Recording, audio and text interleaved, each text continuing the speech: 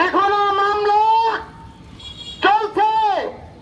সেই চার্জশিট দাখিল করা হয়েছে আমাদের অজান্তে। তার প্রতিবাদে মিথ্যা মামলা চার্জশিট প্রত্যাহার, তদন্ত, প্রকৃত দোষী ব্যক্তিদের দৃষ্টান্তমূলক শাস্তির দাবিতে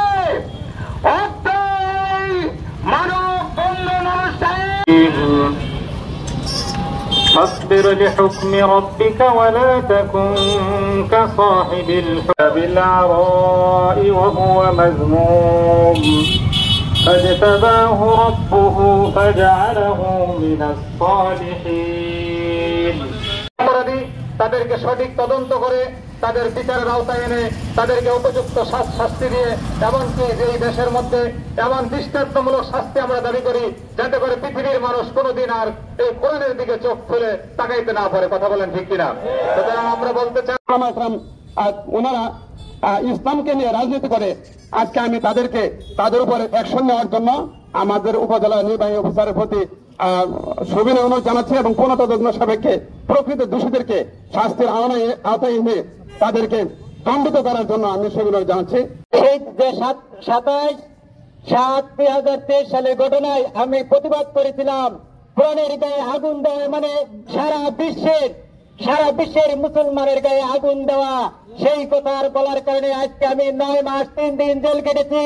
আমাকে 7 দিনের রিমান্ড দেখেছিল, সেখানে 2 দিনের রিমান্ড মঞ্জুর হয়েছিল। 27 তারিখে আমার যেভাবে নির্যাতন করেছে সেটা ভাষায় প্রকাশ করার মতো না।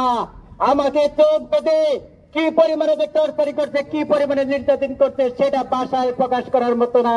অপরাধ আমাদের একটাই, আমরা একটাই চাইছিলাম যে এই কোরআন শরীফ পড়াইছে, যে কোরআন শরীফের গায়ে আগুন দিতে, তার আমরা বিচার চাই। বিচার চাওয়ার কারণে আমরা দীর্ঘদিন জেল কেটেছি। আওয়ামী লীগ সরকার একটা ইসলাম বিরোধী সরকার। সেই মামলাটি হয়েছিল, সে মামলার আসামি সে জায়গায় অনেকে আছে, আমি নিজে ওই মামলার আসামি।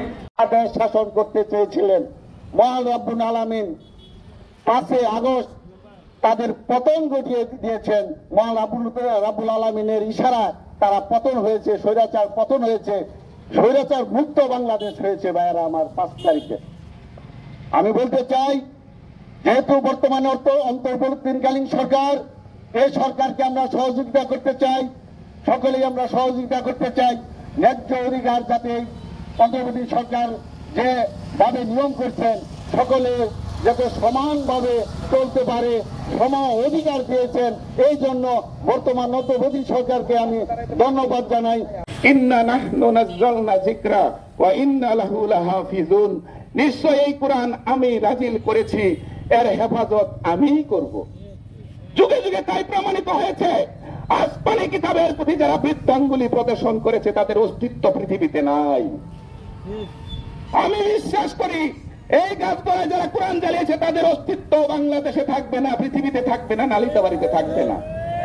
কিন্তু এই যে আব্দুল্লাহ মৌলানারা, এই কামালরা, হযরত মেম্বাররা, এরা তৌহিদি জনতা ইমানের বলে বলিয়ান হয়ে ইমানের খাতায় নাম লেখাইছে, ইমানের স্কুলে ভর্তি হয়েছে। ছাত্রত্ব টিকিয়ে রাখার জন্য আল্লাহকে জানান দিতে গিয়েছিল যে আল্লাহ আমরা এটা প্রতিবাদ করি, আমরা ইমানদার। তারা শুধু একটা মিছিল করছিল, তৎকালীন প্রশাসনের কাছে সুষ্ঠু তদন্ত দাবি করছিল। সেই কারণে এদেরকে মিথ্যা মামলা দিয়ে মাসের পর মাস জেল খাটিয়েছেন, লক্ষ লক্ষ টাকা ক্ষতিগ্রস্ত করেছেন। এই যে জাহিদুল দর্জির কাজ করে একটা গরিব মানুষ, তার স্ত্রী সন্তান 9 মাস 6 দিন কেঁদেছেন, অর্ধাহারে অনাহারে থেকেছেন। আল্লাহ দরবারে ফরিয়াদ দেন, আল্লাহ পক্ষ থেকে যে শাস্তি এদের জন্য আসবে সেটা তো আসবেই, মাস্ট। রোধ করার ক্ষমতা কারো নাই। ফেরাউন নমরুদ থেকে নাই, ফেরাউন নমরুদের সুরে সেই রূপে নতুন আবির্ভূত হাসিনারাও টিকতে পারবে না। মামলা দায়ের করা হোক। আমি বলবো না যে আওয়ামী লীগকে ভাসান, যারা এখানে জড়িত তাদেরকেই ভাসান। সেইখানে যদি যেই হোক, যদি আমিও থাকি আমার নাম আসবে, অসুবিধা নাই।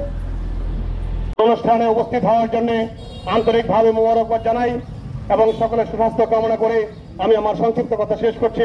আসসালামু আলাইকুম।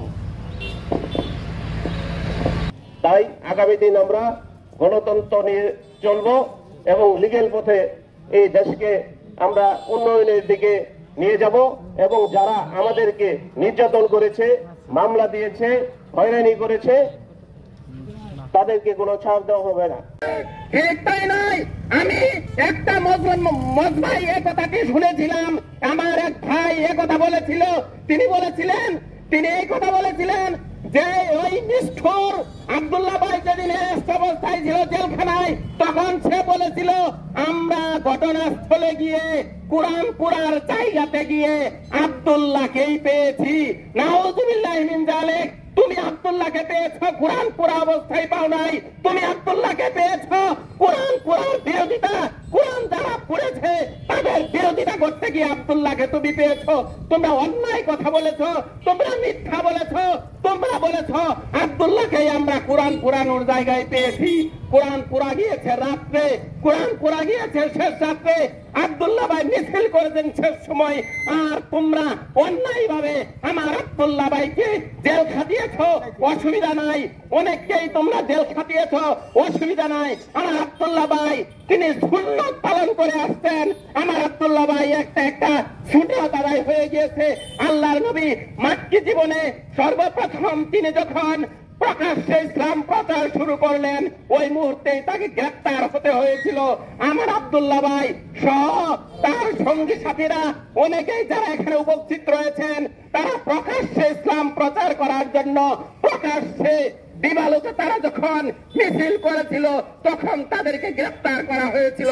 এই অন্যায়ের প্রতিবাদ জানাই আমরা।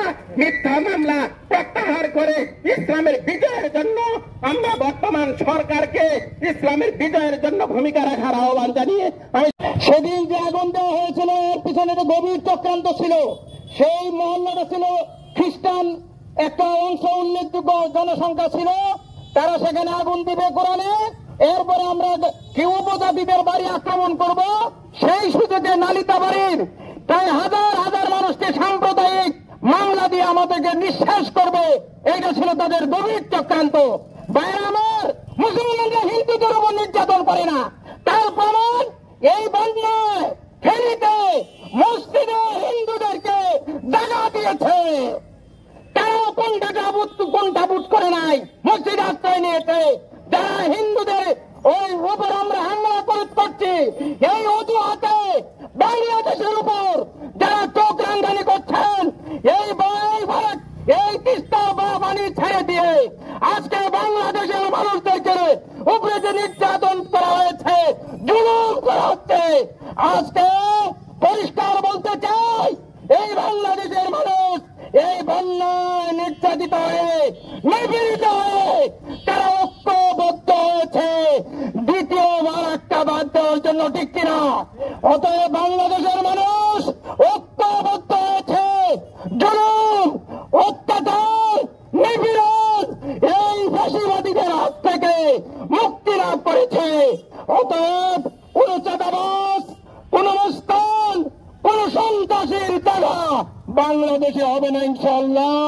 আমরাও সেখানে গিয়েছিলাম, বসে আমরা পুলিশের ঊর্ধ্বতন কর্মকর্তা ওনাদের সাথে আমরা কথা বলেছিলাম, কিন্তু ওনারা আমাদেরকে বলেছিল অপরাধী যদি আসমানেও থাকে তাকে বের করে আমরা যথাযথ শাস্তি আমরা দিব। কিন্তু আমরা দেখতে পাই এর কাজ সম্পূর্ণ উল্টা হয়েছে। যারা অন্যায়ের প্রতিবাদ করেছিল তাদেরকে জেলখানায় ঢুকানো হয়েছে। এখানে প্রশাসনের ভাইয়েরা থাকতে পারেন, গোয়েন্দা বিভাগের লোকেরা থাকতে পারেন, পুলিশ বিভাগের তদন্ত গোয়েন্দা বিভাগের লোকেরা থাকতে পারেন। আপনাদেরকে আমি একটা কথা বলবো, আপনাদেরও দায়িত্ব হক কথা বলা। যারা এরকম ভাবে বিভিন্ন প্রশাসনের দায়িত্বে আছে, যারা সরকার প্রধান হয়, আপনারা ওদের গোলামি করবেন না, আপনারাও প্রতিবাদ করবেন যে আমরা অন্যায় ভাবে আপনাদের এই কাজকে আমরা বাস্তবায়ন করব না। যদি এমন না করেন, আজকে যারা এরকম ভাবে বিচারকের আদালতে বসে বিচার করত, যারা অন্যায় ভাবে মানুষের ফাঁসির ফয়সালা করত, মনে রাখবেন তারা ওই বিচারপতি মানিকের মতো একদিন কাঠ গড়ায় দাঁড়াইতে হবে। এজন্য আপনাদের সকলকে সঠিক বিষয়ে সবসময় স্মরণ রাখতে হবে। আল্লাহ রসুল হাদিসের মধ্যে পরিষ্কার বলছেন, মামলা মিনকুম মুনকারান ফালইয়ুগাইয়িরু বিয়াদি, অন্যায় যদি দেখো হাতের দ্বারা বাধা দাও, এরকম ভাবে জবানের দ্বারা বলো। যদি না পারো কমপক্ষে তুমি এরকম ভাবে অন্যায়ের পক্ষ অবলম্বন করবা না। আজকে আমরা অনেক সময় কোনো অন্যায় হইলে আমরা অন্যের পক্ষ অবলম্বন করি। কোন মুসলমান যদি কোনো অন্যের পক্ষ অবলম্বন করে পশ্চিমকালে ওই মুসলমানের ঈমান থাকবে না। এই জন্য পরিশেষ আপনাদেরকে অসংখ্য ধন্যবাদ জানাই। আপনারা অত্যন্ত রৌদ্রের মধ্যে ধৈর্যের সাথে এরকম ভাবে এখানে অবস্থান করেছেন। এখন ইনশাআল্লাহ আমরা এরকম ভাবে টিউনু সাহেবের কাছে যাব, যে আমরা স্মারকলিপি পেশ করব। আল্লাহ তুমি আমাদের জীবনের সমস্ত গুনাহ খাতাগুলিকে মাফ করে দাও। আল্লাহ আজকের এই রৌদ্রে দাঁড়ানো, আজকে কোরআনের পক্ষে দাঁড়ানো, মজলুমের পক্ষে দাঁড়ানোকে কিয়ামতের দিন আমাদের নাজাতের উসিলা করে দিও আল্লাহ। আল্লাহ কিয়ামতের দিন, আল্লাহ যেদিন তোমার আরশের ছায়া ছাড়া ছায়া থাকবে না, আজকে এই রৌদ্রের মধ্যে অসংখ্য ভাইয়েরা দাঁড়িয়েছেন কষ্ট করে।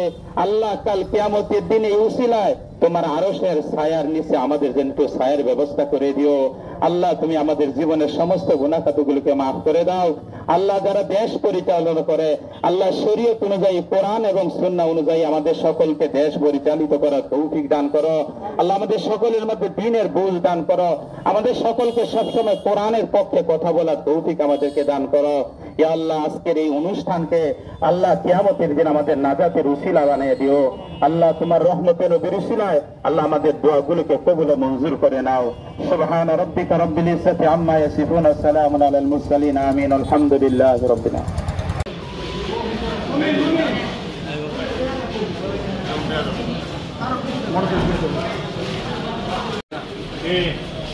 অঞ্জলি ধারণা